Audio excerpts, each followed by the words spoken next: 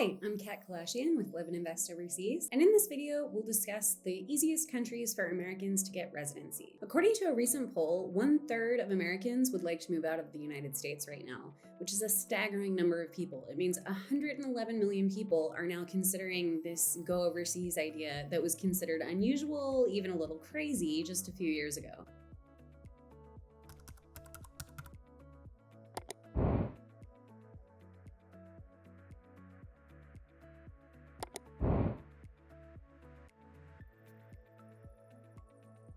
For any among those 111 million who are serious about moving overseas, there are a few steps that you'll need to take before you can make that idea a reality. For most, gaining residency in another country is one of these essential steps. So first, what is residency? Residency is your legal ability to reside in a country long term. It means that you're not in the country as a tourist, who are usually limited to 1 or 3-month visas at a time. Residency can allow you to stay in the country for 1 to 5 years usually. It also has other benefits like access to subsidized or even free healthcare, education, the ability to vote sometimes, and more. Residency can be issued as a temporary or a permanent permit, which is usually renewable so long as you continue to meet the requirements. So how can you gain residency in another country? Most countries offer a variety of visa options, including work, student, family reunification, ancestry, investor, digital nomad, independent means, what we often refer to as self-sufficiency visas, and many other kinds, including humanitarian residency options, etc. But for people going overseas for lifestyle, that is, as opposed to working or for school, the best options are usually the independent means, or self-sufficiency visas, as we often call them, or the investor resident visas.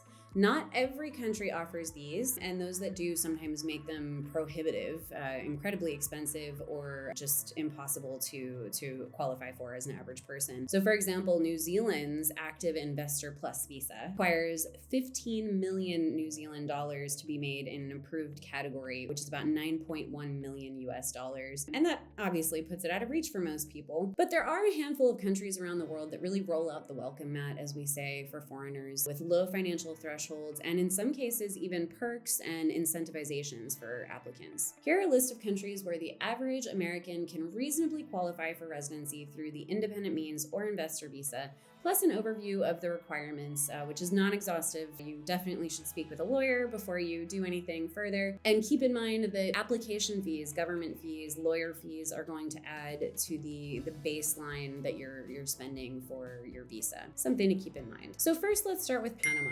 It offers a variety of resident visa options, but the one that's easiest to qualify for is the Pensionado visa, which in English means the retiree visa. It's a type of independent means visa, which basically means all you need to do is prove that you can support yourself financially. You need to prove at least $1,000 per month from a government program or private corporation. You also must be 18 years old and apply in the country with a Panamanian lawyer. This is non-negotiable. Usually it's an option whether you use an attorney or not, but in Panama that's not the case. You must go through an attorney. And the fact that you only need to be 18 years old means that you don't actually need to be retired. If you do have any kind of regular pension income to prove as of 18, you can qualify. And if you'd like to bring a dependent with you, a spouse or children, it would only be another $250 per person. You'll also need to supply a health certificate, which must be issued by a Panamanian doctor, and get a background check, basically proving you're not a criminal, from your current home country. Among the other requirements are these standard things like birth, marriage certificates, etc.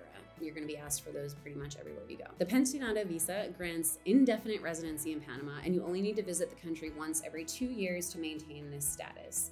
After 5 years, you can apply for Panamanian citizenship if you wish, but keep in mind you'll need to renounce any other citizenships if you want to become Panamanian. So it's probably not an appealing option to most people. But if you are looking to just slough off your current citizenship and take on a new one, Panama is a pretty quick route to that. Panama does not tax individuals on income earned abroad, which makes it what many call a tax haven, a very attractive tax jurisdiction. And the Pensionado visa also provides benefits like discounts on utility bills, airline tickets, medical expenses, and many more things to Pensionado visas holders of any age, or those of actual retirement age without this visa. Number 2 on our list is Colombia, which offers a wide selection of visas, but like Panama and Nicaragua, its independent means visa is likely the easiest for most people to qualify for. There are a few different subsets of this type of visa for different kinds of applicants, but the Pensionado visa is aimed at retirees and requires applicants to show a monthly income of at least 3 times the Colombian minimum monthly wage, which for this year was about $960 from a formal pension scheme. You'll also need to have health coverage in Colombia and give a criminal background check, as well as a medical certificate. This is a temporary visa that would be valid for up to 3 years.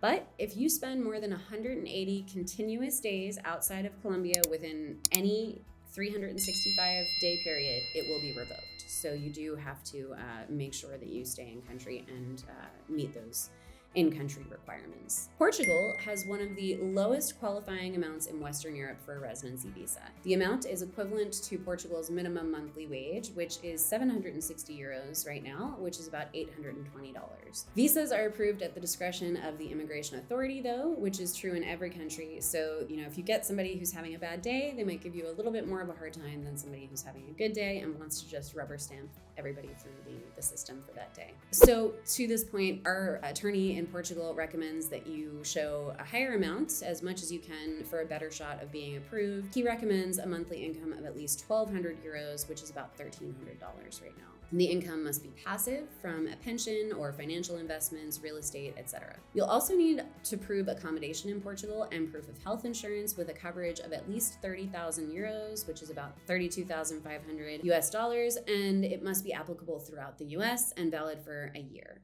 This visa, which is called the D7, is a temporary permit which is valid for 2 years and renewable so long as you continue to meet the requirements. To maintain the residency, you have to stay in Portugal for at least 16 months during your first 24 months of residency. So again, a little bit of a hoop to jump through there. If you're planning on traveling a lot or going back home regularly, you need to make sure that you do that time and country math before you make any plans. After 5 years of temporary residency, you can apply for permanent residency or citizenship. This makes Portugal one of the quickest, easiest, and most affordable paths to an EU passport. Next on our list is Greece.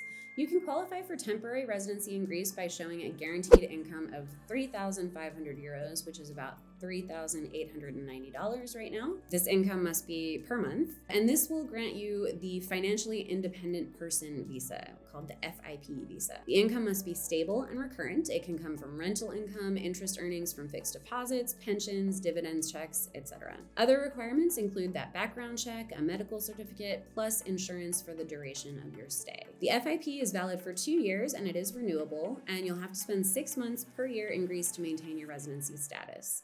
After 5 years of continuous residency, you can apply for permanent residency, which can then be converted to citizenship after 7 years of continuous residency, if you're looking to get an EU passport in Greece through naturalization. Up next, we have Montenegro, which offers unique residency options in the context of Europe. One of the most interesting is residency through property ownership. You can qualify for temporary residency by simply purchasing a property of any value in Montenegro, which is unique as most countries set minimum thresholds for this investment. So for example, to qualify for Greece's Golden Visa program with a property purchase, you would have to spend a minimum of 250,000 euros, which is about $270,500 US.